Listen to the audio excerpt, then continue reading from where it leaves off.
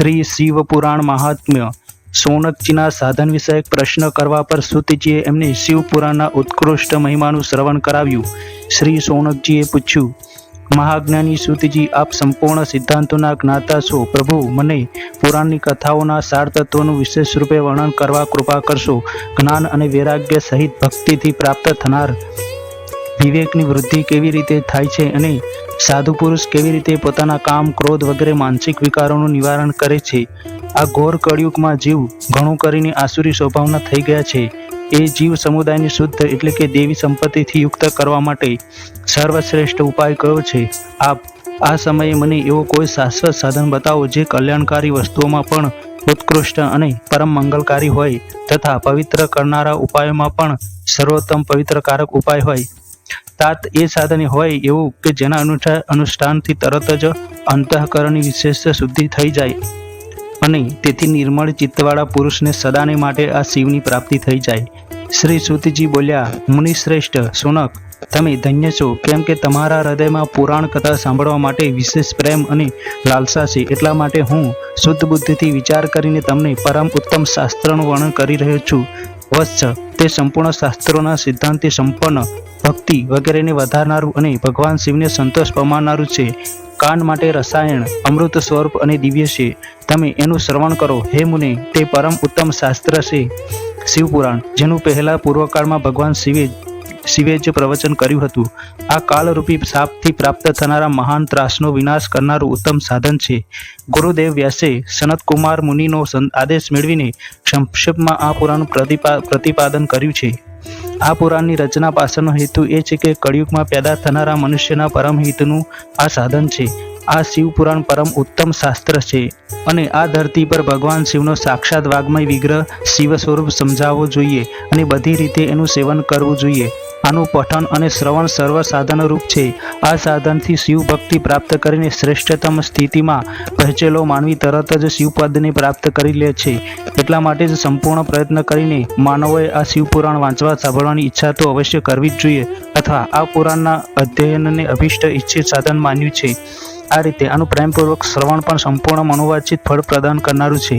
ભગવાન શિવના આ પુરાણને સાંભળીને મનુષ્ય બધા પાપોથી મુક્ત થઈ જાય છે અને આ જીવનના મોટા ઉત્કૃષ્ટ ભોગ ભોગવીને અંતે શિવલોકને પ્રાપ્ત કરી લે છે. આ શિવપુરાણ નામનો ગ્રંથ 24,000 શ્લોકો વાળો છે.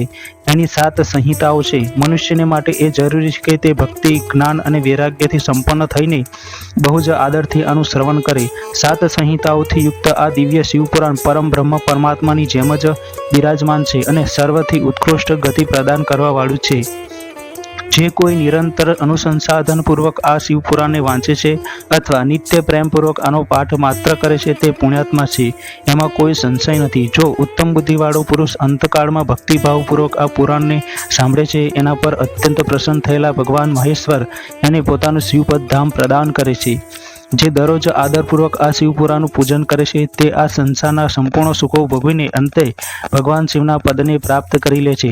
જે પ્રતિદિન આળસ ખંખેરી નાખીને રેશમી વસ્ત્રથી વીંટીને આ શિવપુરાણનો સત્કાર કરે છે તે સદા સુખી રહે છે. આ શિવપુરાણ નિર્મલ અને ભગવાન શિવનું સર્વસ્વ છે. જે આ લોકમાં અને પરલોકમાં પણ ચાહતો હોય એણે આદરપૂર્વક પ્રયત્નપૂર્વક આનું સેવન તો કરવું જ જોઈએ. આ નિર્મળ તથા ઉત્તમ શિવપુરાણ ધર્મ, અર્થ, કામ અને મોક્ષરૂપ ચારેય પુરુષાર્થોને આપવા વાળું છે. માટે સદા પ્રેમપૂર્વક આનું શ્રવણ કરવું જોઈએ અને વિશેષ પાઠ પણ કરવો જોઈએ. શિવપુરાણના શ્રવણથી દેવરાજને શિવલોકની પ્રાપ્તિ અને ચંચુલાને પાપનો ભય તથા સંસાર પ્રત્યે વૈરાગ્ય. શ્રી સોનકજીએ કહ્યું, મહાભાગ સુતજી, તમે ધન્ય છો, પરમાર્થ તત્વના જ્ઞાતા છો. તમે કૃપા કરીને અમને આ બહુ અદ્ભુત અને દિવ્ય કથા સંભળાવી છે. ધરતી પર આ કથા સમાન કલ્યાણનું સર્વશ્રેષ્ઠ સાધન બીજું કોઈ નથી. એ વાત અમે આજે તમારી કૃપાથી નિશ્ચયપૂર્વક સમજી લીધી છે. સુતજી, કળિયુગમાં આ કથાના શ્રવણ દ્વારા કયા પાપી શુદ્ધ થાય છે તે અમને કૃપાપૂર્વક બતાવો અને આ જગતને કૃતાર્થ કરો. સુતજી બોલ્યા, મુને, જે મનુષ્ય પાપી, દુરાચારી, ખલ અને કામ, ક્રોધ વગેરેમાં નિરંતર ડૂબેલા છે તે પણ આ પુરાણના શ્રવણ પઠનથી અવશ્ય શુદ્ધ થઈ જાય છે. આ વિષયમાં જાણકાર મુનિ આ પ્રાચીન ઇતિહાસનું ઉદાહરણ આપ્યા કરે છે, જેના શ્રવણ માત્રથી પાપોનો સંપૂર્ણ નાશ થઈ જાય છે. ઘણા સમય પહેલાની વાત છે કે કોઈ જગાએ કિરાતોના નગરમાં એક બ્રાહ્મણ રહેતો હતો. તે જ્ઞાનમાં અત્યંત દુર્બળ અને દરિદ્ર હતો, રસ વેચનારો હતો અને વૈદિક ધર્મથી વિમુખ હતો. તે સ્નાન સંધ્યા વગેરે કર્મોથી ભ્રષ્ટ થઈ ગયો હતો અને વેશ્યવૃત્તિમાં તત્પર રહેતો હતો. એનું નામ હતું દેવરાજ. તે એવા લોકોને ઠગી લેતો કે જેના ઉપર વિશ્વાસ રાખતા હતા. એણે બ્રાહ્મણો, ક્ષત્રિયો, વેશ્યો અને શૂદ્રો તથા બીજા ઘણાઓને પણ અનેક બહાના બનાવીને એમનું ધન હડપી લીધું હતું. પરંતુ એ પાપીનું થોડું પણ ધન ધાર્મિક કાર્યમાં વપરાતું ન હતું. તે વેશ્યાગામી વ્યભિચારી જીવન જીવતો હતો અને બધી જ રીતે આચાર ભ્રષ્ટ હતો. એક દિવસ ફરતા ફરતા તે બેયોગથી પ્રતિષ્ઠાનપુર જઈ પહોંચ્યો. ત્યાં તેણે એક શિવાલય જોયું. એમાં ઘણા સંત મહાત્માઓ એકત્ર થયા હતા. દેવરાજે તે શિવાલયમાં ધામા નાખ્યા, પરંતુ તે જ અરસામાં તેને તાવ આવી ગયો. એ તાવથી એને ખૂબ જ વેદના થવા લાગી. ત્યાં તે શિવ મંદિરમાં એક બ્રાહ્મણ દેવતા કથાકાર શિવપુરાણની કથા સંભળાવી રહ્યા હતા. તાવમાં પડેલા દેવરાજ બ્રાહ્મણે પહેલા કથાકારની કથા શિવકથાની નિરંતર સાંભળવા કરી. 1 માસ સુધી તે તાવમાં તરફડ્યો અને મરી ગયો. યમરાજના દૂતો આવ્યા અને એને પાસોથી મુસ્કેટાટ બાંધીને બળપૂર્વક યમનગરીમાં લઈ ગયા. એટલામાં જ શિવલોકથી ભગવાન શિવના પાર્ષદો પણ આવી ગયા. એ પાર્ષદોના ગૌર અંગ કપૂરની જેમ ઉજ્જવળ હતા. હાથમાં ત્રિશૂલ શોભી રહ્યા હતા. એમના બધા અંગોએ ભસ્મ ચોળેલી હતી અને રુદ્રાક્ષની માળાઓ તેમના ગળામાં શોભાની વૃદ્ધિ કરતી હતી. એ બધા પાર્ષદો એકી સાથે ક્રોધપૂર્વક યમનગરીમાં ગયા અને યમરાજાના દૂતોને મારીને વારંવાર ધમકાવીને તેમણે દેવરાજને એમના ચુંગાલમાંથી છોડાવી લીધો અને અત્યંત અદ્ભુત વિમાન પર બેસાડીને જ્યારે એ શિવ પાર્ષદો કૈલાસમાં જવા તૈયાર થયા, એ સમયે યમપુરીમાં બહુ મોટો કોલાહલ થયો. આ કોલાહલને સાંભળીને ધર્મરાજ પોતાના ભવનમાંથી બહાર આવ્યા. સાક્ષાત જાણે બીજા રુદ્રો જ હોય એવા દેખાતા હતા. એ 4 દૂતોએ જોઈને ધર્મજ્ઞ ધર્મરાજાએ એ શિવ પાર્ષદોનું વિધિપૂર્વક પૂજન કર્યું અને જ્ઞાન દ્રષ્ટિ પામી જઈને સર્વ હકીકત જાણી લીધી. એમણે ભયને લીધે ભગવાન શિવના મહાત્મા પાર્ષદોની કશી વાત પૂછી નહીં. ઉલટાનું એ બધા પાર્ષદોનું પૂજન કર્યું અને પ્રાર્થના કરી. ત્યાર પછી એ શિવ પાર્ષદો કૈલાસ તરફ જતા રહ્યા અને ત્યાં પહોંચીને પેલા દેવરાજ બ્રાહ્મણે દયા સાગર સાંબ શિવના હાથમાં સોંપી દીધા. સોનકજી બોલ્યા, હે મહાભાગ સુતજી, તમે સર્વજ્ઞ છો. હે મહામતે, આપના કૃપા પ્રસાદથી હું વારંવાર કૃતાર્થ થયો છું. આ ઇતિહાસની કથા સાંભળીને મારું મન અત્યંત આનંદમાં નિમગ્ન થઈ રહ્યું છે. તેથી હવે ભગવાન શિવની ભક્તિ વધે, પ્રેમ વધે તેવી શિવ સંબંધિત બીજી કથાઓનું પણ શ્રવણ કરાવો. શ્રી સુતજી બોલ્યા, સોનક સાંભળો, હું તમારી સામે અત્યંત ગોપનીય ગૂઢ કથાનું વર્ણન કરીશ, કેમ કે તમે શિવ ભક્તોમાં અગ્રણ્ય છો તથા વેદાંતોમાં પણ શ્રેષ્ઠ છો. સમુદ્રની પાસેના પ્રદેશમાં વાસ્કલ નામે ગામ છે. ત્યાં વૈદિક ધર્મથી વિમુખ મહાપાપી બ્રાહ્મણ દ્વિજો નિવાસ કરે છે. એ બધા જ દુષ્ટ છે. એમના મન દૂષિત વિષયભોગોમાં જ લાગ્યા રહે છે. તેમની દેવતાઓ પર વિશ્વાસ નથી અને ભાગ્ય ઉપર પણ વિશ્વાસ નથી. એ સૌ કુટિલ વૃત્તિવાળા છે. ખેતી કરે છે અને જાત જાતના ઘાતક હથિયારો, અસ્ત્રો રાખે છે. તેઓ વ્યભિચારી અને ખલ છે. જ્ઞાન, વૈરાગ્ય અને સદધર્મનું સેવન જ મનુષ્ય માટે પરમ પુરુષાર્થ છે. એ વાતને તેઓ બિલકુલ જાણતા નથી. એ બધા પશુ બુદ્ધિવાળા છે. વિચાર કરો કે જ્યાં દ્વિજો આવા હોય ત્યાંના બીજી વર્ણના લોકો વિશે તો શું કહેવું. અન્ય વર્ણના લોકો પણ આ લોકોની જેમ જ કુત્સિત વિચાર ધરાવતા હતા. સ્વધર્મ વિરુદ્ધ છે, ખલ છે. તે સદા કુકર્મમાં લાગ્યા રહેતા હતા. નિત્ય વિષય ભોગમાં જ ગળા સુધી ડૂબેલા હતા. ત્યાંની સ્ત્રીઓ પણ કુટિલ સ્વભાવની હતી. સ્વેચ્છાચારણી, પાપાસક્ત, કુત્સિત વિચારોવાળી અને વ્યભિચાર કરવાવાળી. એમનામાં સદવ્યવહાર અને સદાચારનો લેશ માત્ર છાંટોય નથી. સદાચારથી સર્વતા શૂન્ય છે. આ રીતે તે વાસ્કલ ગામમાં દુષ્ટો જ નિવાસ કરે છે. એ વાસ્કલ નામના ગામમાં કોઈ એક સમયે બિંદુ નામનો બ્રાહ્મણ રહેતો હતો. તે તદ્દન અધમ હતો, દુરાત્મા અને મહાપાપી હતો. જો કે એમની પત્ની ખૂબ જ સુંદર હતી, તો પણ આ બિંદુગમ્ય બ્રાહ્મણ કુમાર્ગે જ જતો હતો. એમની પત્નીનું નામ હતું ચંચુલા. એ ચંચુલા સદા ઉત્તમ ધર્મપાલનમાં તત્પર રહેતી હતી.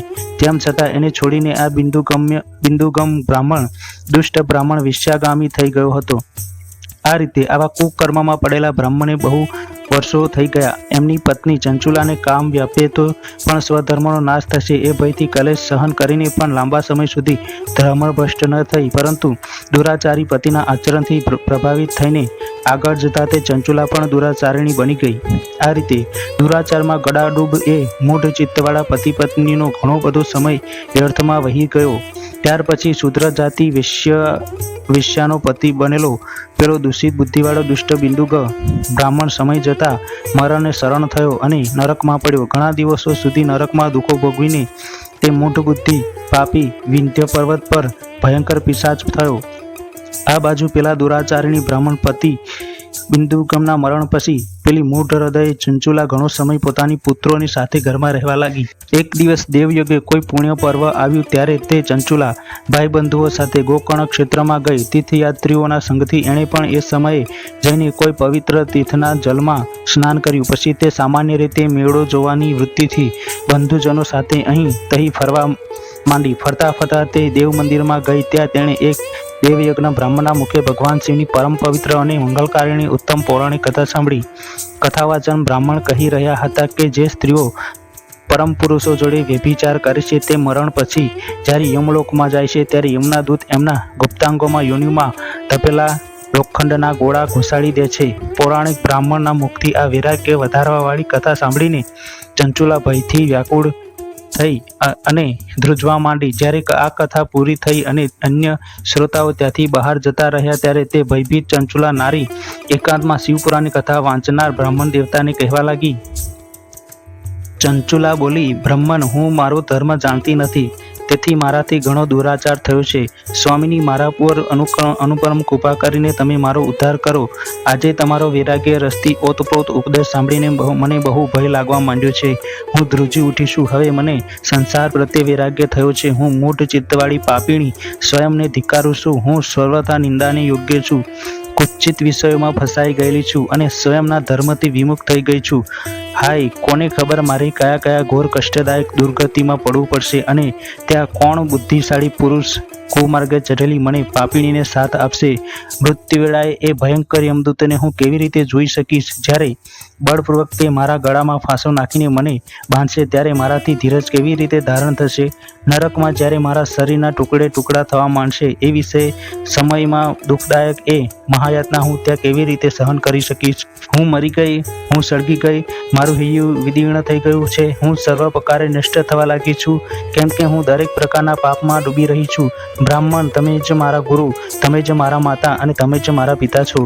તમારા શરણે આવેલી મને દીન અબળા જાણીને તમે જ મારો ઉદ્ધાર કરો, તમે જ મારો ઉદ્ધાર કરો.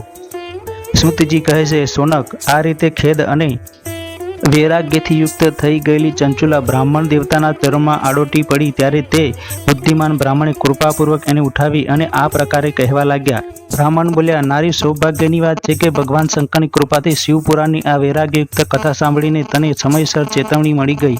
બ્રાહ્મણ પત્ની, તું ડર નહીં. હું તને શિવપુરાણની એ પરમ પુણ્યદાયની કથા સંભળાવું છું, જેનાથી તારા બધો જ શોક અને પાપ નષ્ટ થઈ જશે. આવું કહીને હાથ જોડીને બ્રાહ્મણ દેવતાનો અનુગ્રહ પ્રાપ્ત કરીને ચંચુલા એ શિવપુરાણની કથાનું શ્રવણ કરવાની ઈચ્છા મનમાં રાખીને તે બ્રાહ્મણ દેવતાની સેવામાં તત્પર થઈને ત્યાં જ રહેવા લાગી. તે પછી શિવ ભક્તોમાં શ્રેષ્ઠ અને શુદ્ધ બુદ્ધિવાળા તે બ્રાહ્મણ દેવે એ જ સ્થાન પર એ જ સ્ત્રીને શિવપુરાણની ઉત્તમ કથા સંભળાવી. આ રીતે તે ગોકર્ણ નામના મહાક્ષેત્રમાં તે જ શ્રેષ્ઠ બ્રાહ્મણ પાસે તેણે શિવપુરાણની ઉત્તમ કથા સાંભળી. આ કથા ભક્તિ, જ્ઞાન અને વૈરાગ્ય વધારનારી તથા મુક્તિ અપાવનારી છે. એ પરમ પવિત્ર ઉત્તમ કથાનું શ્રવણ કરીને તે બ્રાહ્મણ પત્ની ચંચુલા અત્યંત કૃતાર્થ થઈ ગઈ.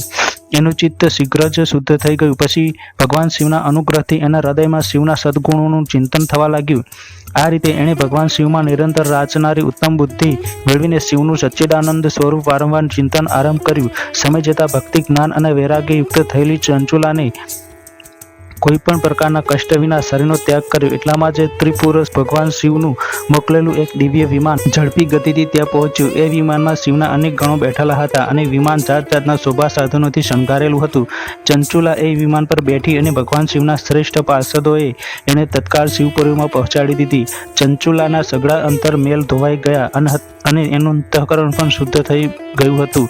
તે દિવ્ય રૂપ ધારણી દિવ્યાંગના થઈ ગઈ હતી. એના દિવ્ય અંગો એની શોભામાં ઓર વૃદ્ધિ કરી રહ્યા હતા. જ્યારે એ શિવધામમાં પહોંચી ત્યારે અત્યંત વિનીત ભાવથી ઊભી રહી એમના નેત્રોમાંથી આનંદના અશ્રુઓ અવિરત ધારા વહેવા લાગી હતી. સંપૂર્ણ શરીર રોમાંચિત થઈ ગયું. એ વખતે ભગવતી પાર્વતીજી અને ભગવાન શંકરે એને ખૂબ જ કરુણાપૂર્વક પોતાની પાસે બોલાવી અને સૌમ્ય દ્રષ્ટિથી એની તરફ જોયું. પાર્વતીજીએ તો દિવ્યરૂપ ચંચુલાને પ્રેમપૂર્વક પોતાની સખી બનાવી દીધી. એ પરમાનંદ જ્યોતિ સ્વરૂપ સનાતન ધામમાં અવિચલ નિવાસ પામીને દિવ્ય સૌભ્ય ભાવ પામીને અક્ષય સુખનો અનુભવ કરવા લાગી. ત્યારબાદ આ ચંચુલાએ પોતાના પતિ બિંદુગનો પાર્વતીજીની આજ્ઞા મેળવીને તુંબરુની વિદ્યાવત પર્વત પર શિવપુરાણની કથા સંભળાવી બિંદુગનો પિશાચ યોનિથી ઉદ્ધાર કર્યો.